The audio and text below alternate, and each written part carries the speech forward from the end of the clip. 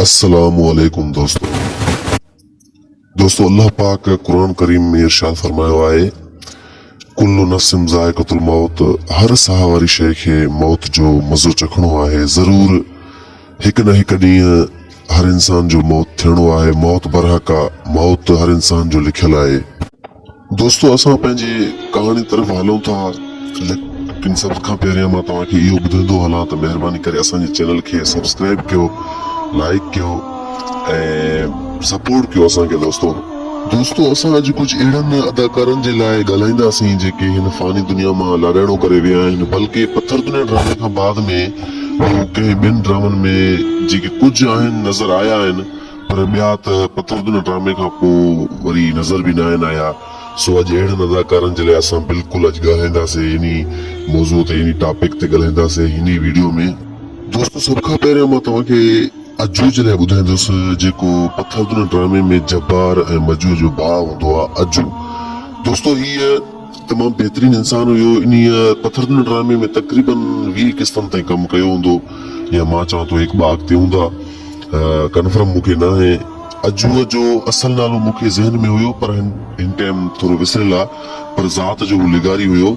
दोस्तों तमामु बहितरीन इंसान हुयो। उन खे कराचीअ में शायदि फायरिंग ते को क़तल कयो वियो, जहिड़े जे हिसाब सां मूंखे बि रिपोर्ट ईअं मिली आहे। सो दोस्तों कुझु ई किस्तनि में उन पत्थर दुनिया ड्रामे में कमु कयो, बाद में पत्थर दुनिया ड्रामे में बि उनखे मारियो वियो।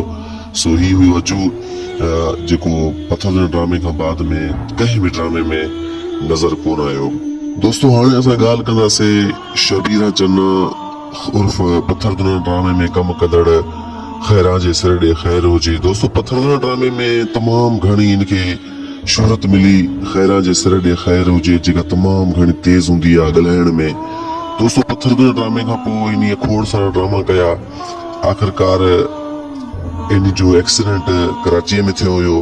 सो कार तां जी जेका धीउ हुई उहा त ख़ैर सां बची वई, पर हीअ ज़ख़्मनि जा सूर असांदे आख़िरकार हिन फ़ानी दुनिया जहान खे छॾे पंहिंजे हक़ीक़ी मालिक न वियो। सो दोस्तों शबीरा चन्ना जो बि एक्सीडेंट थियो हुयो।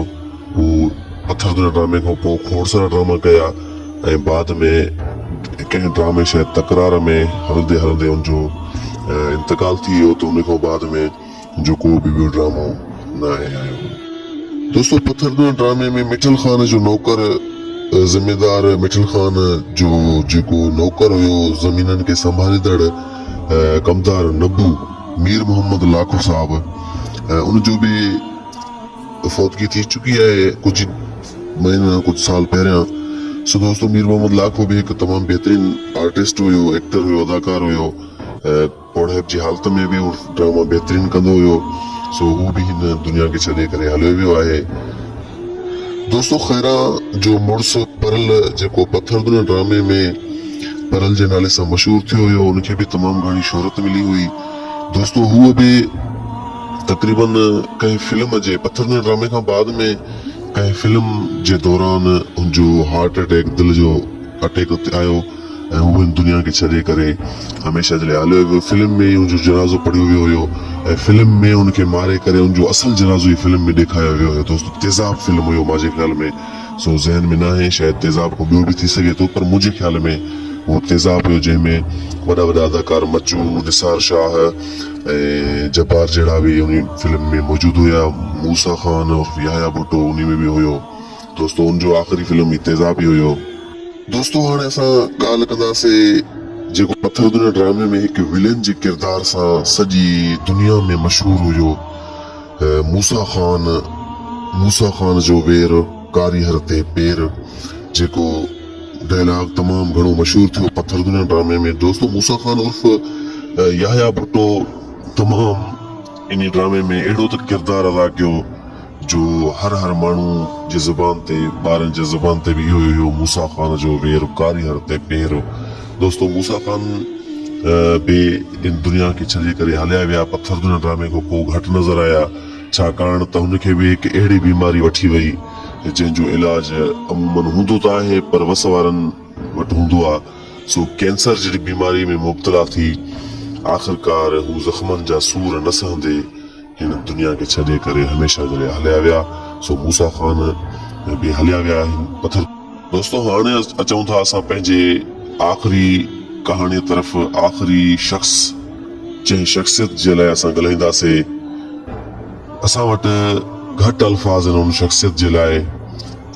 मां कंहिंजी ॻाल्हि करे रहियो आहियां, तव्हांखे बख़ूबी तव्हां ॼाणे विया हूंदावे। दोस्तों लाला अब्दुल हुसैन सारियो रुस्तम ख़ान, जेको पत्थर दुनिया ड्रामे में 100 किस्त में आयो हुयो मिठल ख़ान जी मौत खां पोइ।